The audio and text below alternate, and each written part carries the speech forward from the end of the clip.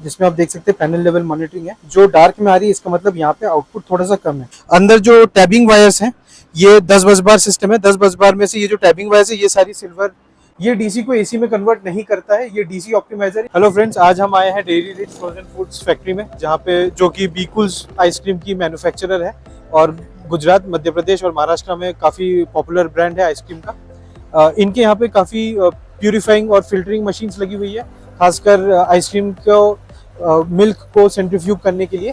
तो इनका मोटर के ऑपरेशन के कारण मैक्सिमम डिमांड जो होता है वो ओवरशूट होता था, काफ़ी ज़्यादा ओवरशूट होता था। 120 किलोवाट का इन्होंने सैंक्शन लोड लिया हुआ है और ओवरशूट के कारण इनको काफ़ी हैवी पेनल्टी लगती थी। इन्होंने फिर डिसाइड किया सोलर प्लांट लगाने का। 60 किलोवाट का सोलर प्लांट हमने इन्हें प्रपोज किया है, depending on the space available. Otherwise इनकी अगर 100% कैपेसिटी पे जाते हैं तो 120 किलोवाट का सोलर प्लांट लगता है। 60 किलोवाट सोलर प्लांट लगाने से इनका जो पीक ओवरशूट है, खासकर जो एमडी दोपहर के टाइम पे इनका जो मशीनों के चलने के कारण मैक्सिमम डिमांड ओवरशूट होता था, जिसके कारण हैवी पेनल्टी लगती थी, वो बिल्कुल कम हो गई है और ऑलमोस्ट पेनल्टी इनकी ऑलमोस्ट जीरो आने लगी है। जो बिल इनका पहले 1 लाख से 1.5 लाख के बीच आता था, आज वो 25,000 पे सिमट चुका है। आइए देखते हैं अपना इंस्टॉलेशन।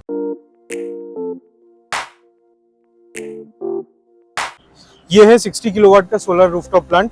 ये monocrystalline monoperc half cut Panasonic के सोलर मॉड्यूल्स हैं।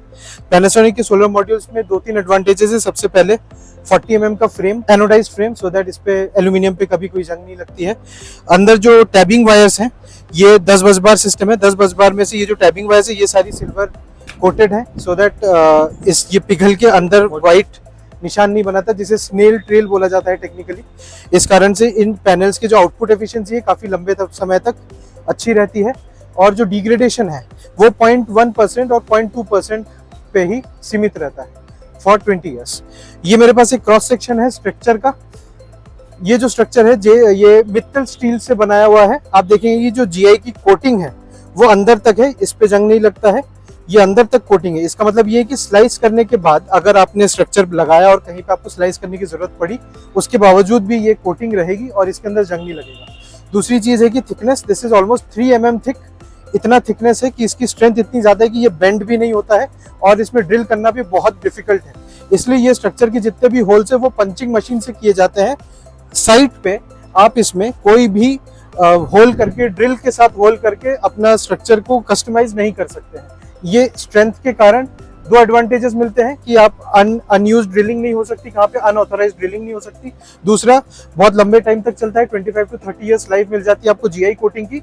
और हाई क्वालिटी ऑफ स्टील होने के कारण, 3 mm होने के कारण, the weight of the structure and the strength is very high. इसलिए आंधी तूफान में 160 से 180 किलोमीटर प्रति आवर की जो विंड है उसमें ये आसानी से झेल लेता है। इवन 200 किलोमीटर पर आवर की विंड में भी इस स्ट्रक्चर ने अपनी स्ट्रेंथ और रेजिलियंस दिखाई है, कुछ नहीं हुआ। ये 545 वाट के मॉड्यूल्स हैं एंकर पैनासोनिक के। Panasonic life solutions India private limited ने एंकर ब्रांड को परचेज किया है, इस कारण से इसे एंकर पैनासोनिक मॉड्यूल कहा जाता है। एक टेबल हमारी 10 किलोवाट की है जिसमें 20 पैनल है। 20 पैनल्स मिला के 10 किलोवाट का सिस्टम बनता है। ऐसे 6 टेबल है।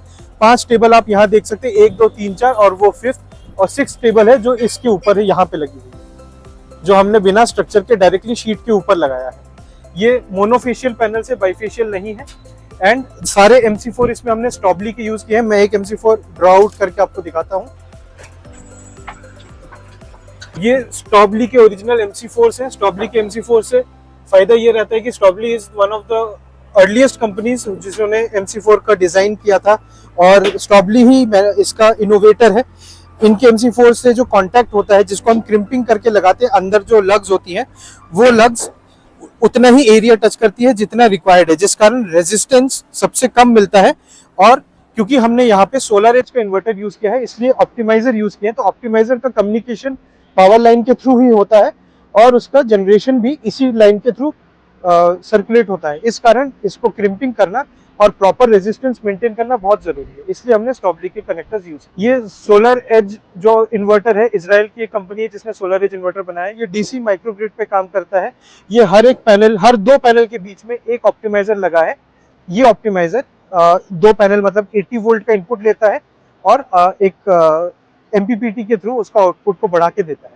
जब ये ओपन सर्किट हो जाएगा, ये इन्वर्टर पे लोड नहीं होगा, तब ये ऑप्टिमाइजर का वोल्टेज 1 वोल्ट पे आ जाता है। इसका मतलब इस पूरे प्लांट का वोल्टेज टेक्निकली सिर्फ 1 वोल्ट रहेगा, जो कि बहुत ही ज्यादा सेफ है, कभी भी आग लगने की कोई चांसेस नहीं है।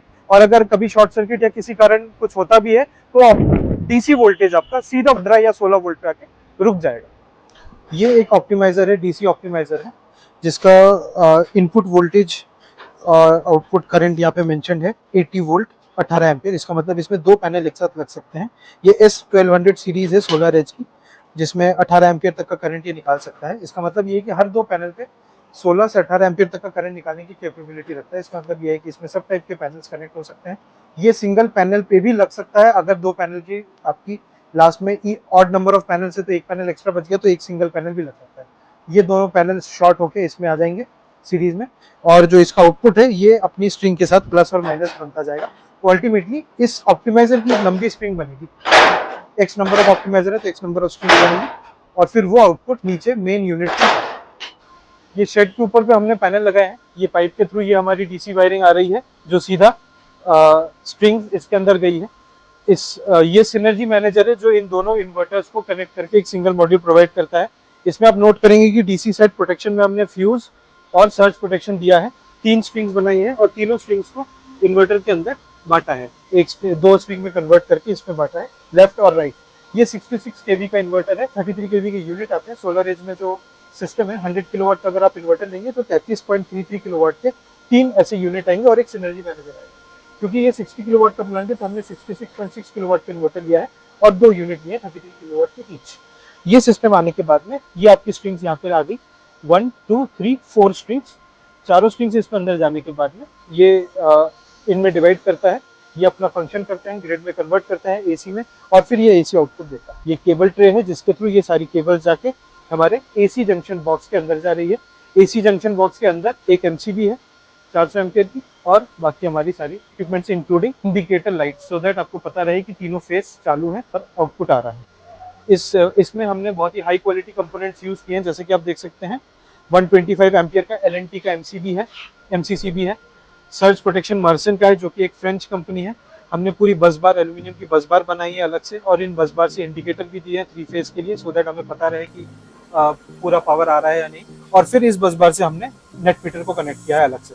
ये एसी यूनिट के लिए पूरा एक्सक्लूसिव बस बार और एक्सक्लूसिव सोलर के कनेक्शन, ये आप देख सकते हैं यहाँ पे हमने सोलर के कनेक्शन एक्सक्लूसिवली इसको दिए हैं। ये हमारा जनरेशन मीटर है जो यूटिलिटी ने लगाया है, जिसमें अपने को पता चलता है कि जनरेशन क्या होता है। इस इन्वर्टर में कोई डिस्प्ले नहीं है क्योंकि इस इन्वर्टर की फंक्शनैलिटी बिल्कुल अलग है। इसमें आप पैनल लेवल मॉनिटरिंग कर सकते हैं। अब मैं आपको दिखाता हूँ कि ऑनलाइन ये डेटा कैसा दिखता है। ये इस सिस्टम का डेटा कुछ इस तरीके से दिखता है, जिसमें आप देख सकते हैं पैनल लेवल मॉनिटरिंग है। जो डार्क में आ रही है इसका मतलब यहाँ पे आउटपुट थोड़ा सा कम है, या तो शैडो आ रही है या फिर पैनल उतने क्लीन नहीं है जितने बाकी हैं। दूसरा नोट करने वाला नोटवर्दी फीचर है कि हर पैनल का आउटपुट आपको दिखेगा अलग। जैसे इस पैनल की ग्रुप का 1.78 kWh आउटपुट है और इसका 1.14 है, इसका 1.72 है, इसका 1.71 है। इस तरीके से हर ग्रुप का आउटपुट अलग है। इसका मतलब ये है कि हर पैनल अपनी कैपेबिलिटी के हिसाब से पूरा आउटपुट ग्रिड को दे रहा है। ऐसा इसलिए होता है क्योंकि जो सिलिकॉन का सेल है इस पैनल में लगे हुए जो 144 सेल्स है, उन सब सेल्स का कैरेक्टरिस्टिक्स अलग है, और हर कैरेक्टरिस्टिक्स अलग होने के कारण जो नॉमिनल आउटपुट रहता है उसमें कुछ वेरिएशन रहता है, जिसे हम टॉलरेंस बोलते हैं, ±5%, जो पैनल की डेटा शीट में लिखा आता है। तो ये उस टॉलरेंस के अंदर ही आता है। लेकिन सोलर एज इन्वर्टर लगाने पर आप इसे क्लियरली देख सकते हैं कि वो अपनी टॉलरेंस के हिसाब से पूरा आउटपुट फुल आउटपुट पे काम कर रहा है। यही किसी स्ट्रिंग इन्वर्टर में वो जो सबसे लोएस्ट आउटपुट देने वाला पैनल होगा वो उस पूरी स्ट्रिंग को डिफाइन करेगा, जहाँ पे इस चीज से आपको निजात मिल जाती है। इसका लॉजिकल लेआउट देखेंगे तो you can see each and every string functioning as per the single line diagram, और आप कंट्रोल कर सकते हैं। तो यहाँ से इन्वर्टर को कंट्रोल भी कर सकते हैं और देख भी सकते हैं कि क्या जनरल मेजरमेंट से क्या आउटपुट आ रहा है, लेफ्ट यूनिट में, सेंटर यूनिट में क्या है। एंड अगर आप इसका ऑनलाइन कंप्यूटर पे, लैपटॉप, ये मोबाइल वर्जन है, लैपटॉप पे अगर इसको ओपन करेंगे तो इसमें और भी फंक्शनलिटीज मिलती है, जिससे आप इसके फ्यूज को ओपन कर सकते हैं, इन्वर्टर को स्टैंड बाई कर सकते हैं, पेयरिंग कर सकते हैं, नए पैनल ऐड करने पर डायरेक्टली पेयरिंग करके नए पैनल को शो कर सकते हैं। ये सारी मतलब this is an IoT enabled device, जो IoT इसलिए क्योंकि इंटरनेट के थ्रू इसे कंट्रोल भी किया जा सकता है। इसमें अगर आप रेगुलर आउटपुट देखेंगे तो ये भी दिखाता है कि कितना जनरेशन हो रहा है और कितना ग्रिड पे जा रहा है और कितना आपने लाइफ टाइम सेविंग की है।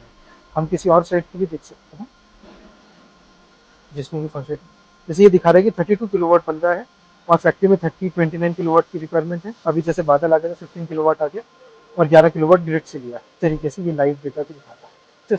इस सिस्टम में पैनल्स की यूजुअल 25 साल की वारंटी और 10 इयर्स प्रोडक्ट वारंटी है। पावर आउटपुट की 25 इयर्स की वारंटी है। सोलर एज इन्वर्टर में इन इन्वर्टर्स की 10 इयर्स की वारंटी है और जो ऑप्टिमाइजर्स हमने ऊपर देखे उनकी 25 इयर्स की पूरी वारंटी मिलती है। इसका ये मतलब है कि 25 साल में अगर ऑप्टिमाइजर आउटपुट नहीं दे रहा है, जो कि ऐप में आपको दिख जाएगा कि ऑप्टिमाइजर काम कर रहा है कि नहीं, तो वो फुली रिप्लेसेबल 100% रिप्लेसेबल यूनिट है। इसके अलावा ये सिस्टम हमने सिंस इसमें जंक्शन बॉक्स एसी साइड में बड़ा जंक्शन बॉक्स लगा है और इन्वर्टर भी थोड़ा महंगा है और ऑप्टिमाइजर भी हर 2 पैनल पे एक ऑप्टिमाइजर के कारण 3 से 3,500 हर 2 पैनल पे कॉस्ट बढ़ जाती है, जिस कारण ये सिस्टम थोड़ा सा कॉस्टली है। 60 किलोवाट होने के बावजूद इस सिस्टम की कॉस्ट ऑलमोस्ट 60 रुपीज पर वाट के हिसाब से फाइनल की गई है। तो 36 लाख का ये टोटल प्रोजेक्ट है। इसमें एमपीबी की नेट मीटरिंग इंक्लूडेड है, मध्य प्रदेश इलेक्ट्रिसिटी बोर्ड से एक जनरेशन मीटर, मेन मीटर और उस पर एक मॉडेम का इंस्टॉलेशन इंक्लूडेड है। मेरी कंपनी शक्ति स्टेलर एनर्जी सोल्यूशन द्वारा लगाया गया है, जो कि सोलर एज, फ्रोनियस, अदानी और हैवेल्स की एक्सक्लूसिव मध्य प्रदेश के डिस्ट्रीब्यूटर और डीलर्स हैं।